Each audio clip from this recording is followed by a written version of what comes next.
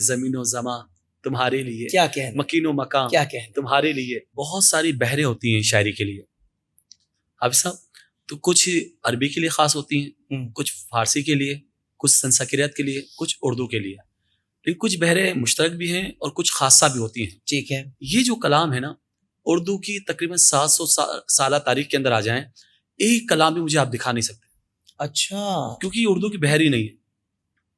اللہ اکبر. اب جو اردو کی بحر نہ ہو اس پہ کلام لکھ دیا جائے تو آپ کسی بھی شاعر کا لے کر آ جائیں، بالکل سیم بحر پر انہی الفاظوں کے ساتھ ایک کلام مجھے آپ نہیں دکھا سکتے.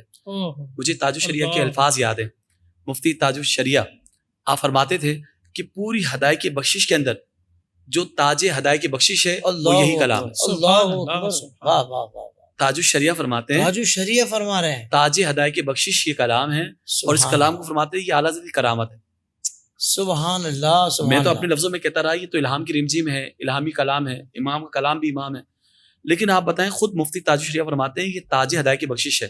بخشش کے باغات کا جو تاج ہے وہ یہ کلام زمین و زماں تمہارے لیے، کیا کہنا، مکین و مکان کیا کہنا، تمہارے لیے.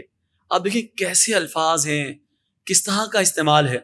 آپ دیکھیں کہ جس طرح مشترک ہوتے ہیں، آپ نے دیکھا ہوگا لم یاتی نذیر کفی نظرین. اب 4 زبانیں ہیں تو وہ کلام لیا گیا کہ جس میں عربی بھی آ گئی، فارسی، سنسکرت یعنی ہندی زبان اور اردو، چاروں کے آدھے آدھے مصرے آ گئے. تو 4 زبانوں مشترک وہ بحر آ گئی. اب وہ بحر ہے کہ جو اردو کا خاصہ نہیں ہے، نہ فارسی کا نہ ہندی کا، اس صرف عربی زبان کا خاصہ ہے. عربی زبان کے اس خاصے کو تو تبدیل کیا ہے، اردو کے الفاظ آئے ہیں تو وہ اس کلام میں آئے ہیں. زمین و زماں تمہارے لیے، مکین و مکان تمہارے لیے، چنین و چنا تمہارے لیے، بنے دو جہاں تمہارے لیے.